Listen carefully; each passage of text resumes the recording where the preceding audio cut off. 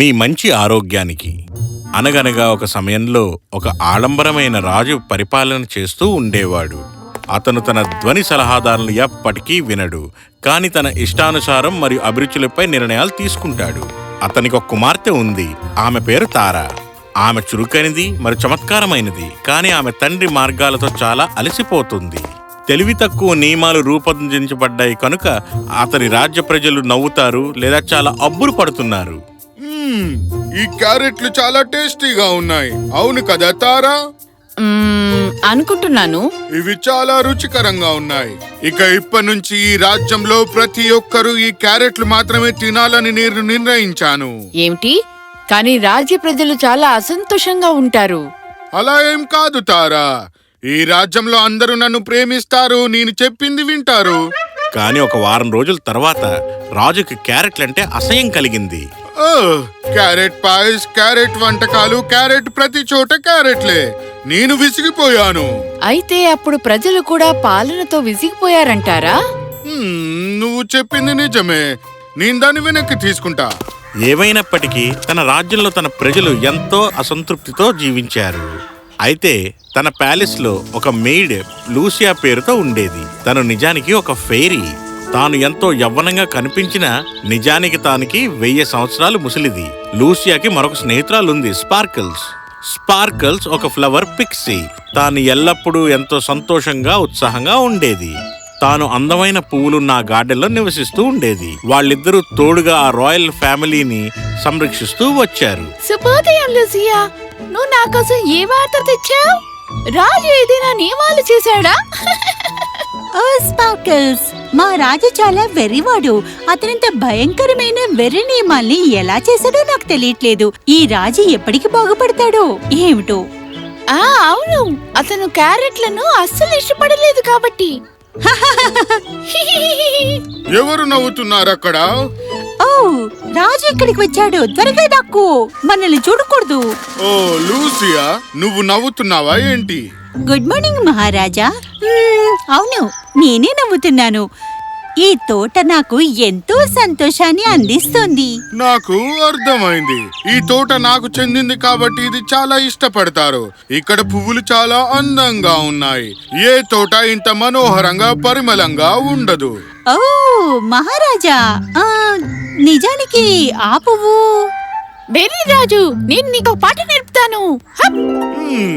ఇవి నిజంగా చాలా సువాసనగా. ఓ మహారాజా, ఇది మీ ఆరోగ్యానికి మంచిది. రాజు చాలా ఆశ్చర్యపోయాడు.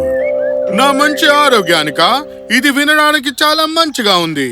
నేను తుమ్మినప్పుడల్లా ప్రతి ఒక్కరు ఇలానే అంటూ ఉంటే బాగుంటుంది. నిజానికి నేను. చూసావా, మీరు అంగీకరిస్తున్నారు. నేను రాజును కాబట్టి ప్రతి ఒక్కరూ నన్ను ప్రేమిస్తానే ఉంటారు. నేను తుమ్మిన ప్రతిసారి ఈ రాజ్యంలో అందరూ ఒకేసారి అనాలి, మీ ఆరోగ్యానికి అని. అంతే, ఇది నేను ప్రకటిస్తున్నాను.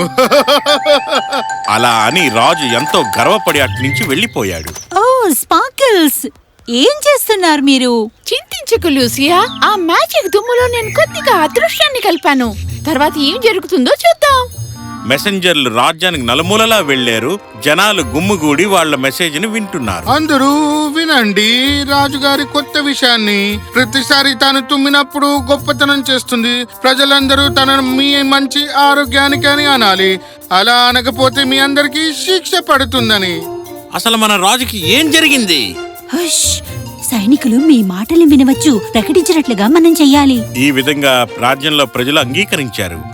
రాజు తుమ్మినప్పుడల్లా గంటలు మ్రోగేవి. జనాలందరూ అనేవారు, మీ మంచి ఆరోగ్యానికి.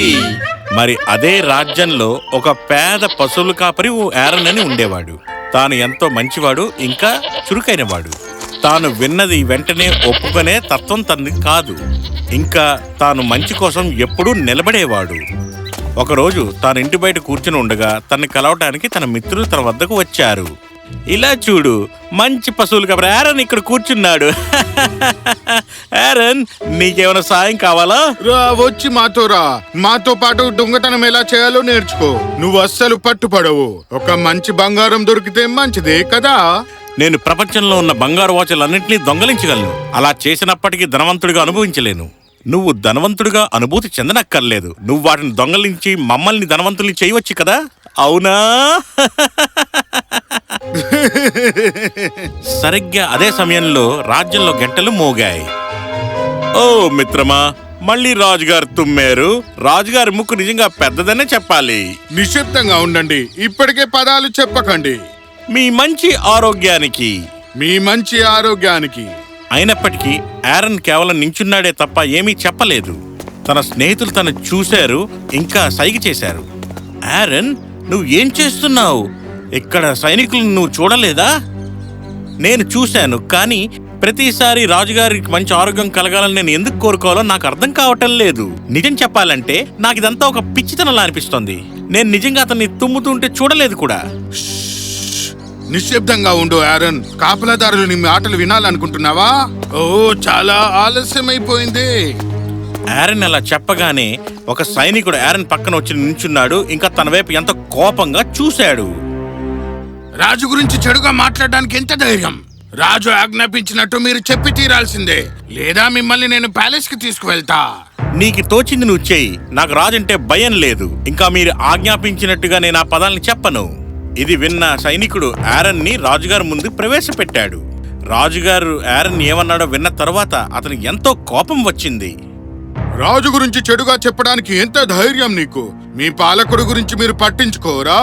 నేను మీ గురించి చెడుగా ఎప్పుడు అనుకోలేదు మహారాజా. కానీ నిజంగా చెప్పాలంటే ఇది నాకు ఒక హాస్యాస్పదంగా అనిపిస్తోంది. నేను మిమ్మల్ని తుమ్ముతుండగా చూడలేనప్పుడు కూడా.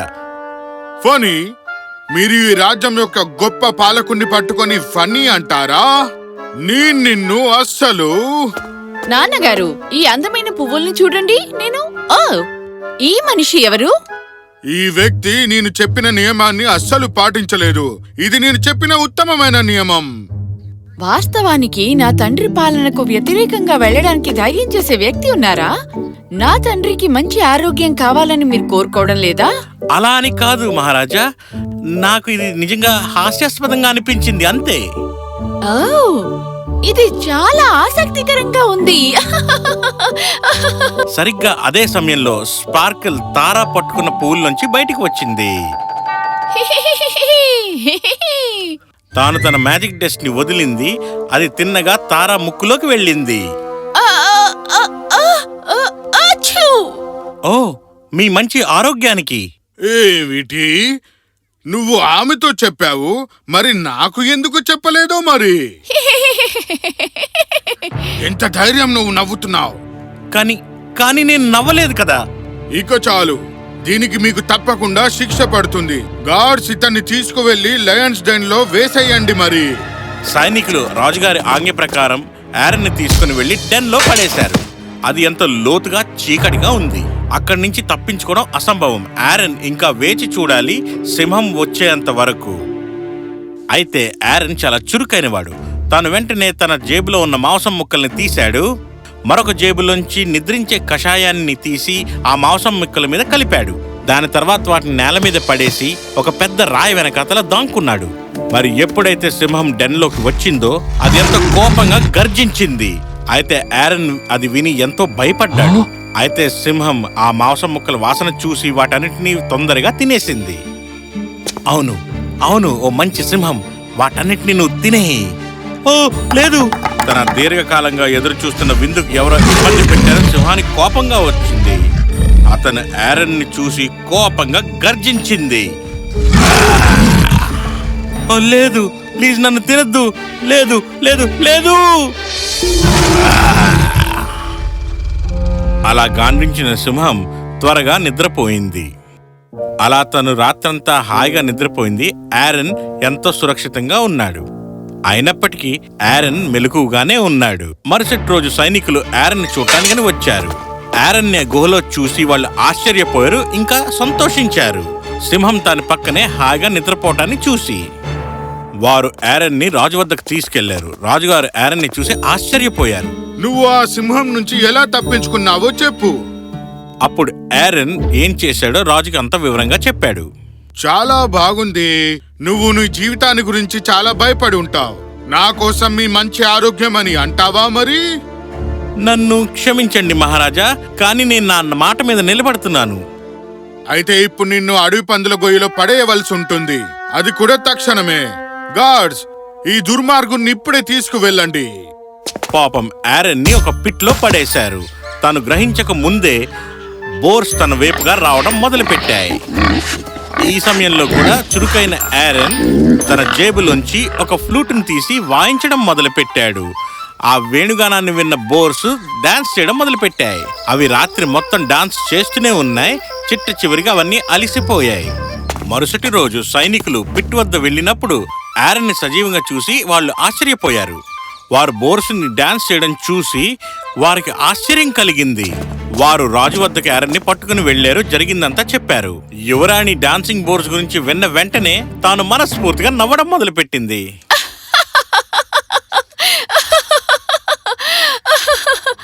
ఏం జరుగుతోంది ఇక్కడ? ఇప్పుడు నేను ఏం చెయ్యాలి? చాలా బాగుంది. శిక్షలు మిమ్మల్ని మార్చకపోతే బహుమతులు మార్చొచ్చు కదా. రాజు ఆరెన్ ని తీసుకుని దూర ప్రదేశానికి వెళ్ళాడు. అక్కడ బంగారంతో కట్టి ఉన్న ఒక ఇల్లుని చూపించాడు. అది ఎంత తలతల మెరిసిపోయిందంటే ఆరెన్ కళ్ళు ఆర్పలేకపోయాడు. చాలా అందంగా ఉంది. ఒకవేళ నువ్వు మీ మంచి ఆరోగ్యం అని నా గురించి అంటే అది నీదే అవుతుంది. నిజంగానా? ఆ బంగారం ఇల్లా? మీ మంచి ఆరోగ్యానికి, మీ మంచి ఆరోగ్యానికి, మీ మంచి ఆరోగ్యానికి. లేదు లేదు, నేను ఆ మాట అనలేను. నువ్వు ప్రపంచంలో ఉన్న బంగారం, వజ్ర వైడూర్యాలన్నీ నాకిచ్చినా కూడా నువ్వు నాకు లంచాన్ని ఇవ్వలేవు. ఈ మాటలు విన్న రాజు ఆశ్చర్యపోయాడు. తనకు ఏం అనాలో అర్థం కాలేదు. నేను చాలా నిరాశ పడుతున్నాను. నేను నీ మనసుని అసలు మార్చలేకపోతున్నాను. అయితే సరే, నువ్వు నా మంచి ఆరోగ్యం కోసం ఎప్పటి వరకైతే అనుకోవో అప్పటి వరకు నువ్వు మా ప్యాలెస్ లోనే ఉండబోతున్నావు. నువ్వు నన్ను ఆరాధించిన తర్వాత మీరు ఖచ్చితంగా అందమైన పదాలను నాకు చెప్తూ ఉంటారు. ఆరెన్ ఈ రాజును చూసి ఎంతో ఆశ్చర్యపోయాడు. అయినప్పటికీ మహారాజు ఆఫర్ని అంగీకరించాడు. ఎందుకంటే తన వద్ద మరొక మార్గం లేదు కాబట్టి. నెలలు గడిచే ఆరెన్ ఆ రాజభవనంలో ఉండి ఆ జీవితాన్ని ఆనందించసాగాడు. తాను అందరితో మాట్లాడేవాడు. అందరికీ అర్థమైంది ఆరెన్ ఎంత చురుకైనవాడు అని. రాజు కూడా ఆరెన్ ని గమనించాడు. వారు మాట్లాడడం మొదలు పెట్టారు. అప్పుడు రాజుకు అర్థమైంది తన గురించి ప్రజలు ఏమనుకుంటున్నారో అని. ఆరెన్ ఒక మంచి గొర్రెల కాపరి కాబట్టి ప్రజలు తన గురించి ఏమనుకుంటున్నారో వాళ్ళ బాధల గురించి రాజుకు చెప్పాడు. నేను నీ నుండి చాలా నేర్చుకున్నాను. నా రాజ్య ప్రజలు చాలా సంతోషంగా ఉన్నారు ఇప్పుడు. అది ఎందుకంటే నేను నీ సలహా విన్నాను కాబట్టి. మరి నువ్వు నా రాయల్ సలహాదారుగా అయిపోయి ప్యాలెస్ లో సంతోషంగా ఉండలేవా? నేను మీ ఆజ్ఞని అంగీకరిస్తున్నాను మహారాజా. ఈ విధంగా రాజు ఎంతో తెలివైనవాడిగా మారసాగాడు. ఇంకా తను చేసిన వెర్రి చేష్టల్ని మానేశాడు. ఈ విధంగా రాజ్యంలో ప్రజలు ఎంతో సంతోషంగా జీవించసాగారు. ఒకరోజు మహారాజు తారా ఆరెన్ ని ఒకరివైపు ఒకరు చూడడం చూశాడు. రాజు గ్రహించాడు. సమయం గడిచిన కొద్దీ ఆరెన్ అక్కడ జీవించాడు. ఇంకా తారాతో ప్రేమలో పడ్డాడు అని. నా ప్రియమైన తారా, నువ్వు ఆరెన్ తో కలిసి ఉండాలనుకుంటే నాకు అభ్యంతరమే లేదు అసలు. అతను తెలివైన వ్యక్తి మరియు అతన్ని నువ్వు వివాహం చేసుకున్నందుకు నాకు సంతోషంగా ఉంటుంది. ధన్యవాదాలు నాన్నగారు. నేను అతన్ని చాలా చాలా ప్రేమిస్తున్నాను. పెళ్లి ఆ మరుసటి రోజే నిర్ణయించబడింది. ఇంకా అందరూ ఎంతో సంతోషించారు. ఇంకా స్పార్కల్స్ కూడా ఆ మ్యూజిక్ డాన్స్ చేయడం మొదలు పెట్టింది. స్పార్కిల్స్, ఎవరైనా మిమ్మల్ని చూడకముందే దిగండి. నన్నెవరు చూడరు లూసియా. ఈ సంగీతాన్ని ఆస్వాదించడంలో చాలా బిజీగా ఉన్నారు నాలాగా. తాను ఇలా డాన్స్ చేస్తూ ఉండగా తన నుండి ఎంతో పిక్సీ డస్ట్ పడింది రాజు మీద, తారా మీద, ఆరెన్ మీద. అయ్యయ్యో, మళ్ళీ కాదు.